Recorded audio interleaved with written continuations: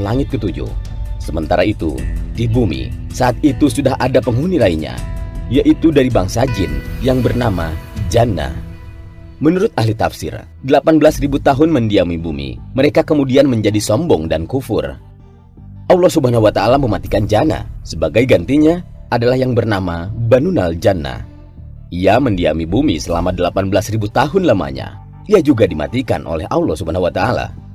Sementara itu, di atas langit, Azazil bersama para malaikat masih khusyuk beribadah. Azazil menjadi penghulu para malaikat selama 7.000 tahun lamanya dalam beribadah. Hingga pada suatu waktu, Azazil mengajukan suatu permohonan kepada Allah Subhanahu wa Ta'ala. Ya Tuhanku, 7.000 tahun hambamu ini berbuat kebaikan padamu dalam 7 lapis langit ini. Jikalau dianugerahkan olehmu, hambamu mohon hendak turun ke bawah langit ke-6, berbuat kebaikan kepadamu. Allah Subhanahu wa Ta'ala mengabulkannya. Turunlah Azazil atau iblis itu bersama 700 malaikat pengiringnya ke langit ke-6. Setelah merasa cukup, ia pun memohon izin lagi kepada Allah Subhanahu wa Ta'ala agar diturunkan ke langit ke-5. Di langit ke-5 pun ia memohon diturunkan ke langit yang di bawahnya. Dan demikian seterusnya hingga sampai mereka ke langit dunia. Di langit dunia, Azazil atau iblis mengajukan suatu permohonan pula.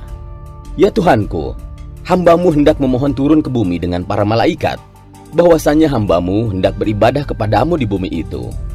Ya Tuhanku, betapa Banunal Janna telah banyak berbuat kerusakan di muka bumi. Anugerahkanlah atas hambamu ini bersama para malaikat berbuat kebaikan ke hadiratmu di muka bumi itu. Allah Subhanahu wa Ta'ala pun mengabulkan permohonan Azazil itu. Diturunkanlah ia bersama 700 malaikat yang mengiringnya untuk beribadah di muka bumi. Setelah sebelumnya, Banunal Janna dimatikan karena banyak berbuat kerusakan. Setelah 8.000 tahun lamanya beribadah, iblis mencoba mengemukakan ungkapan hatinya bahwa di muka bumi inilah ia begitu betahnya dan tidak ada tempat lain yang membuatnya demikian betah, dan memohon agar selamanya ia berada di muka bumi untuk berbakti kepada Allah Subhanahu wa Ta'ala. Sampai pada satu waktu, Allah berkehendak menurunkan suatu keterangan kepada Azazil. Allah Subhanahu wa Ta'ala berfirman dalam Quran surat Al-Baqarah ayat 30. Ingatlah ketika Tuhanmu berfirman kepada para malaikat, sesungguhnya aku hendak menjadikan khalifah di muka bumi. Mendengar firman tersebut, iblis menjadi berduka disebabkan dengkinya. Mereka, yaitu para malaikat pun bertanya kepada Allah mengenai siapa yang akan menjadi khalifah itu. Adam namanya, jawab Allah Subhanahu wa Ta'ala. Mereka berkata, mengapa engkau hendak menjadikan khalifah di bumi itu orang yang akan membuat kerusakan padanya dan menumpahkan darah, padahal kami senantiasa bertasbih dengan memuji engkau dan mensucikan engkau?